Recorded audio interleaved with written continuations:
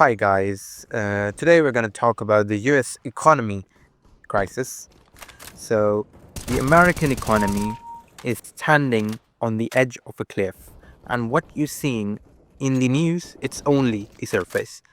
Let's talk about what really happening beneath the chaos. So, right now, America's greatest asset isn't its military or its resources. It is and it was stability, the rule of law, enforceable contracts, property rights, predictability. This stability is what attracts trillions in foreign investments. Companies build factory here because they know the rules won't change overnight. They know their investments are protected. But here's the problem, that stability is cracking. When civil disorder spreads, when streets become battlegrounds, investors get nervous. It doesn't matter if the unrest comes from the left or the right, the result is the same. Capital flees to safer ground. They'll move capital to other countries which will be able to support them or be more stable. So, and make no mistake, there are external forces that will benefit from the American chaos.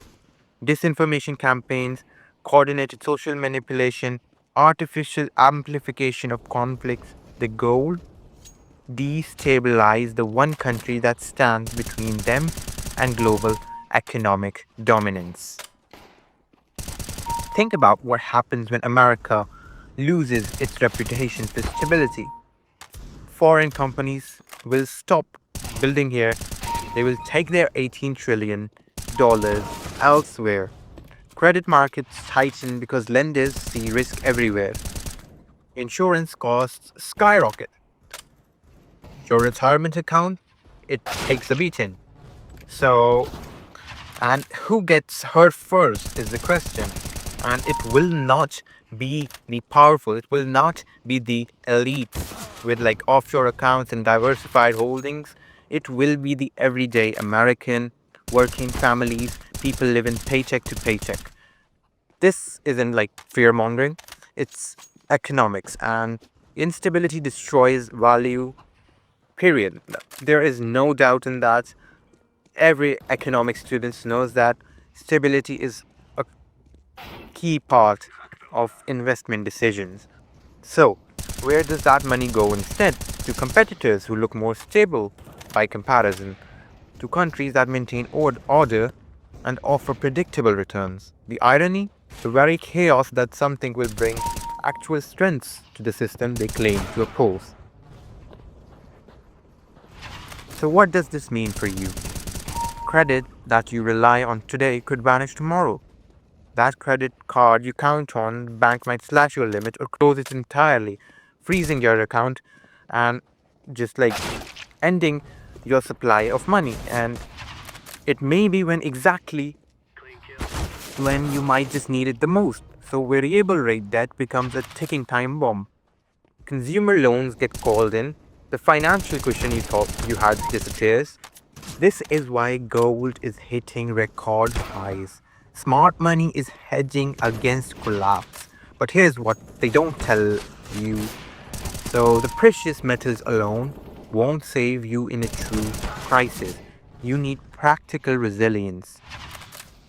Build a cash runway, not for your ideal lifestyle, for essentials, food, shelter, utilities, and build it for months, not weeks. However, if everyone starts doing that, it will cause problems. The demand, aggregate demand will rise and this will cause more inflation. But yeah, this is something you should do. Second, kill fragile debt now. Variable rates, high interest consumer debts, if you can consolidate or eliminate it, do it today because they're going to end up becoming a big problem later on if the economy does not get back on track. So, third, diversify everything, income streams, skills, asset. Don't put all your eggs in one basket because that basket might not exist in a year. And this is not just because of America, America's economy. Even because of the rise in AI, you might have to switch careers, switch skills, switch mindsets. So it's not that easy like it used to be. Another point is to develop real skills, things that create value regardless of economic conditions. The next economy rewards adaptability over credentials or those degrees. Back in the time, degrees did used to matter. They still do to some extent, but even now, people with degrees are facing job crisis. They can't find jobs, and that is becoming a problem. Another point is build community networks. Local connections matter more than you think. In crisis, your neighbor is more valuable than your LinkedIn profile. And even if not in crisis, you should be in different communities. Don't stick to one singular community. You need to build a network. It will help you throughout your life. Even if shit doesn't go down, you'll still need that. So the bigger picture here is basically this isn't about left versus right. They're, they both have problems somewhat. There isn't exactly one answer for all. Even now, Trump's policies are somewhat stupid sometimes, that are causing instability. But even before there were problems, so it's pretty harsh. But there is no like one answer to all. So it's just basically realizing that this isn't about left versus right. This isn't about politics. This is about recognizing that economic stability doesn't just happen. It requires institutions that work law, that are enforced equally, and a population that believes in the system. When that breaks down, everyone loses. When faith in institution collapses, capital evaporates. When people can't trust the basic framework of society, economic growth becomes impossible. The choice isn't between different economic policies, choice is between stability and chaos, between a functioning system and collapse. Okay, now let's we end it on some notes. So the warning signs are everywhere. We are having a record debt, and there is civil unrest, there is foreign manipulation, there is institutional distrust, there is the FC files.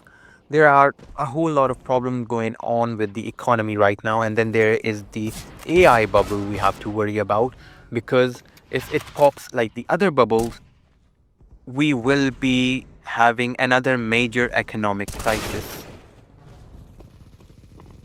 So you cannot control the macro trends. You can't stop global capital flows or prevent geopolitical competition, but you can control your own preparation for down, this collapse. So your own resilience, your own ability to weather the storm will depend on you. And if you are not well equipped with the items I told you, it will be harder to survive in a world where America collapses. The question isn't whether hard times are coming. The question is whether you will be ready when they arrive. Because ready or not, change is here. So, yeah, that's how I'm going to end it. And it's always better to be prepared than just wishing the best. Because it's always like better to tie your camel and then pray to God to keep your camel safe. That's it for today, and bye bye.